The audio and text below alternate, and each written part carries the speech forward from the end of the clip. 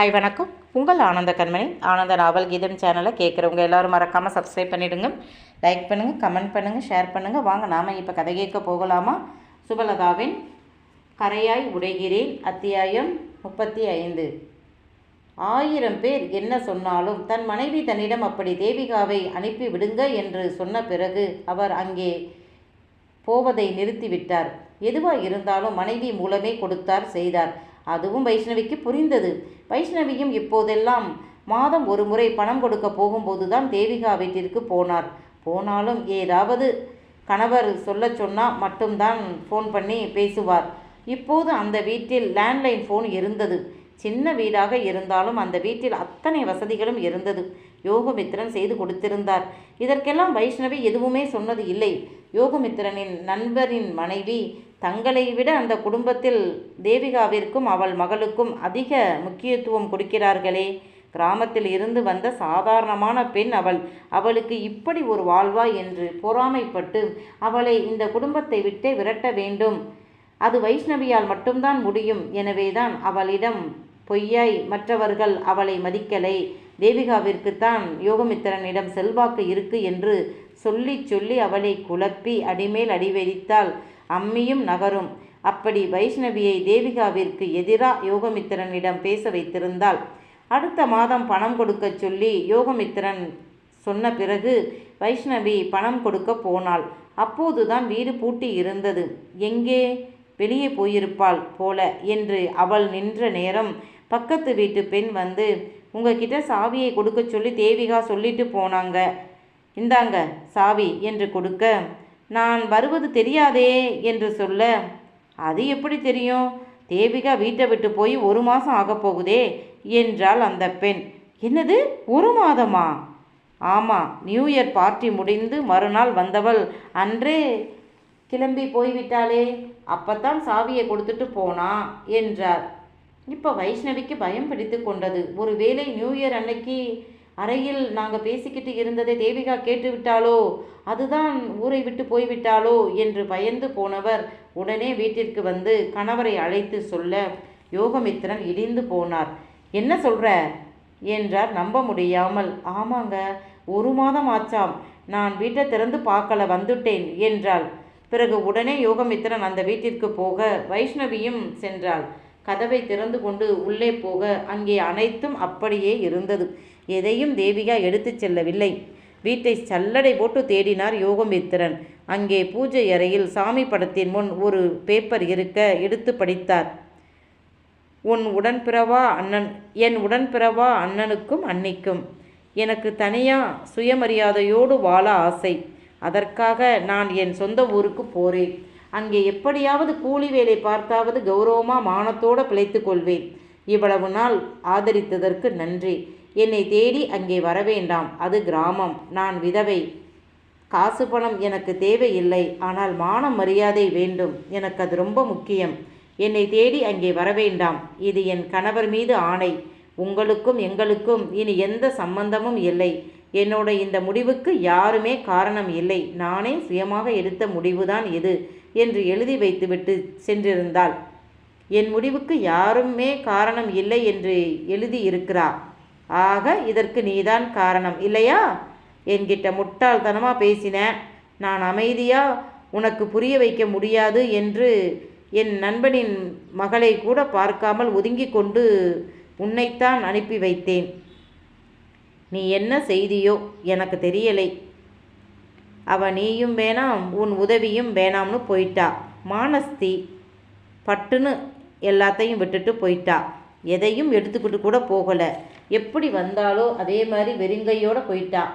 நீ வாங்கி கொடுத்த அந்த சின்ன நகையை கூட கலட்டி வச்சுட்டு போயிட்டா. அந்த பச்சை புள்ள போட்டிருந்த நகையை கூட கலட்டி வச்சுட்டு போயிட்டா. போய் எடுத்துக்க. நீ செய்த காரியத்துக்கு அப்படியே உன்னை விட்டுட்டு எல்லாத்தையும் விட்டுட்டு எங்கேயாவது கண்காணாமல் போயிடணும்னு எனக்கு தோணுது. ஆனால் எதை வேண்டுமானாலும் விட்டுட்டு போயிடலாம். பெத்த பிள்ளைகளை விட்டுட்டு போக முடியாதே. அதுதான் நான் இங்கே இருக்க காரணம். இனி உனக்கும் எனக்கும் எந்த ஒட்டும் இல்லை, உறவும் இல்லை. ஊராருக்குத்தான் நாம் கணவன் மனைவி. 4 சுவத்துக்குள்ளே நீ யாரோ நான் யாரோ என்று சொல்லிவிட்டு அவர்கள் உறவை அன்றே அறுத்து விட்டார் யோகமித்திரன். அவர் பக்கா பிஸ்னஸ்மேன். ஆதாயம் இல்லாமல் எதையுமே செய்ய மாட்டார். அவருக்கு தேவை என்றால் எந்த எல்லைக்கும் போகக்கூடியவர்.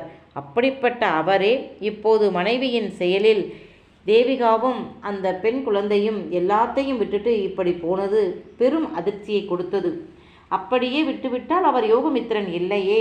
உடனே துப்பறியும் ஆள் மூலம் அந்த ஊரில் என்ன நடக்குது என்று அறிந்தார். தேவிகா கஷ்டப்படுவது தெரிந்தது. அவர் அண்ணன் அண்ணி அவர்கள் வசதி குணம் எல்லாம் தெரிந்தது. அதனால்தான் தன் மேனேஜரிடம் பத்ரியின் வேலை பார்த்த பணம், பிஎஃப், அது இது என்று அதிகம் படிக்காத தேவிகாவை குழம்ப வைத்து மறுக்க முடியாமல் அவள் அண்ணன் அண்ணி முன்பு ஒரு நல்ல தொகையை கொடுத்தார். தேவிகாவிற்கு புரிந்தது அது யோகமித்திரனின் வேலை என்று. வேண்டாம் என்று மறுத்தும் அண்ணன் அண்ணி விடலை. எனவே வேறு வழியின்றி இனி எனக்கு எந்த உதவியும் வேண்டாம், மீறி செய்தால் இந்த ஊரை விட்டே போய்விடுவேன் என்று மேனேஜரிடம் சொல்லிவிட்டாள். அந்த பணத்தில்தான் அந்த வீட்டை வாங்கி லோன் போட்டு மேலும் 2 போர்ஷன் கட்டி வாடகைக்கு விடும்போதுதான் அவர்கள் பாதுகாப்பிற்கு அந்த எக்ஸர்வீஸ் மேனையே அங்கே குடிவைத்தார். அவர் மனைவியும் அவரும் இவர்கள் பாதுகாப்பிற்காக அந்த வீட்டிற்கு அனுப்பி வைத்தார் யோகமித்திரன். அதே மாதிரி தான் தேவிகா வேலை பார்த்த ஜவுளிக்கடையை வாங்கி அவளுக்கு சூப்பர்வைசர் வேலை போட்டு கொடுக்க வைத்தார். இது எதையும் அவர் மனைவியிடம் சொல்லலை. அதே சமயம் மனைவிக்கு இப்படிப்பட்ட கீழ்த்தரமான செயலை செய்ய சொன்ன தன் நண்பனின் மனைவியை வெளிநாட்டில் அவர் தொடங்கிய தொழிலை பார்த்து கொள்ள நாட்டை விட்டே குடும்பத்தோடு அனுப்பிவிட்டார். அவர்கள் சென்ற ஊர் ரொம்ப சின்ன கிராமம். மேலும் அங்கே வருடம் முழுவதும் பனிப்பொழிவு இருக்கும். நிம்மதியாக காலார வீட்டு வாசலில் வந்து நிற்க கூட முடியாது. வெளியே போய் வர முடியாது. கோவில் குளம் கிடையாது. அந்த நண்பர் அலறினார் தன் மனைவியின் டார்ச்சரினால். இந்த நாடு வேண்டாம், இந்தியாவிற்கே போய்விடலாம் என்று நண்பரும் கெஞ்சி கேட்க யோகமித்திரன் மறுத்து விட்டார். உன் மனைவி செய்த பாவத்திற்கு இந்த தண்டனை ரொம்ப குறைவு, உனக்காகத்தான் இதுவும் என்றார். அதிர்ந்த நண்பர் என்னாச்சு யோகன் என்று கேட்க நடந்த அனைத்தையும் சொன்னார். யோகமித்திரன், சாரிடா, இவ பொறாமையில் அப்பப்போ தேவிகா பற்றி ஏதாவது சொல்லுவா, நான் கண்டுக்க மாட்டேன். இப்படி ஒரு காரியம் பண்ணுவா என்று நான் நினைக்கலை, சாரிடா என்று அவர் மன்னிப்பு கேட்க, எனக்கு உன்னை பற்றி தெரியும், என்ன செய்வது, மனைவி அமைவதெல்லாம் நம்ம கையில் இல்லையே, விடு, பிள்ளைகள் வளரட்டும், அவர்களுக்காக வாழத்தானே வேண்டும் என்றார் யோகன். அதன் பிறகு அந்த நண்பர் மனைவியிடம், நீ பண்ணின தப்புக்குத்தான் நாம் இப்போ தண்டனை அனுபவிக்கிறோம், இஷ்டம்னா இருப்போம், இல்லையா டைவர்ஸ் வாங்கிக்கிட்டு நீ போயிடு, நானும் என் பிள்ளைகளும் இங்கே இருந்துக்கிறோம் என்றார். அந்த பெண் வேறு வழியின்றி இன்று வரை அங்கேதான் இருக்கிறார். முதல் முறையாக கிஷோர் திருமணத்திற்குத்தான் வந்தார்கள். உடனே சென்றும் விட்டார்கள்.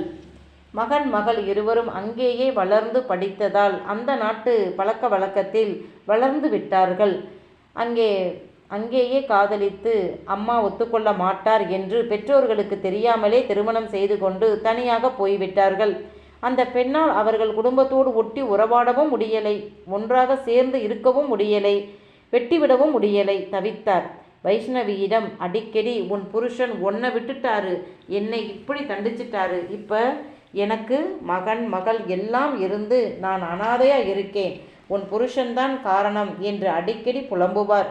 வைஷ்ணவியோ தன் கணவன் தனக்கு கொடுத்த தண்டனையை வெளியே சொல்ல முடியாமல் தனக்குள் வைத்து புலம்பிக் கொண்டார். யோகமித்திரன் தன் பிள்ளைகளை வளர வளர பத்ரி பற்றியும் அவர்களை காப்பாற்ற அவன் தன் உயிரை தியாகம் செய்தது பற்றியும் சொல்லி சொல்லி தன் நண்பனை கடவுளாக மாற்றியிருந்தார். உண்மை அதுதான். தன் பிள்ளைகளை காப்பாற்றத்தான் கடவுள் தன் சார்பாக பத்ரியை அனுப்பி வைத்ததாகத்தான் இன்று வரை நினைத்தார். பிள்ளைகள் வளர்ந்த பிறகு தேவிகா இயலிசை எங்கே என்று கேட்டதற்கு அவங்க சொந்த ஊரில் செட்டிலாகி விட்டாங்க என்று சொல்லிவிட்டார். அவர்களும் அப்பா பார்த்து கொள்வார் என்று விட்டுவிட்டார்கள்.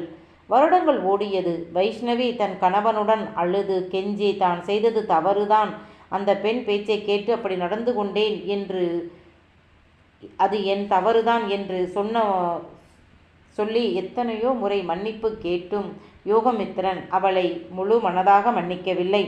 ஆனால் தன் சின்ன மகன் கிருஷிற்கு இயலிசையை தான் திருமணம் செய்து வைக்க வேண்டும் என்று சொல்வார். வைஷ்ணவி அதை அப்போ பார்த்துக்கலாம் என்பார். தன் நண்பனின் மகள் பெயரில் இங்கே தொழில் தொடங்கி நடத்தினால் தன் மனைவிக்கு தெரிந்துவிடும். இப்ப தெரிய வேண்டிய அவசியம் இல்லை என்று யூகேயில் இசை என்ற பெயரில் கம்பெனி தொடங்கி நடத்தினார். அது இயலின் அதிர்ஷ்டமோ என்னமோ பிஸ்னஸ் அமோகமாக போயிற்று. செலவே இல்லாத வரவு மட்டுமே உள்ள கம்பெனி. எனவே அதில் வந்த லாபத்தை வைத்து யூகேயில் பல தொழில்களை ஒன்றன் பின் ஒன்றாக யோகமித்ரன் தொடங்கி நடத்தினார். அவரால் மனைவியோடு மனமொத்து வாழ முடியலை. அதே நேரம் கணவனாக கடமையும் இருக்கே. சம்பாதித்து கொடுப்பது மட்டும் ஒரு கணவனின் கடமை இல்லை. கணவனாக மனைவியை சந்தோஷப்படுத்தவும் வேண்டும். அதை செய்ய முடியாமல் ஆரம்ப காலகட்டங்களில் ரொம்ப தடுமாறினார். அப்ப அவரும் மாத கணக்கில் இங்கே தங்க இந்த தொழில்கள் கை கொடுத்தது. மனைவிக்காக என்று சில சமயம் வாழ்ந்தாலும் அவரால் அப்படி இருக்க முடியலை. விளைவு அவர் ஊரில் இருப்பதே இல்லை.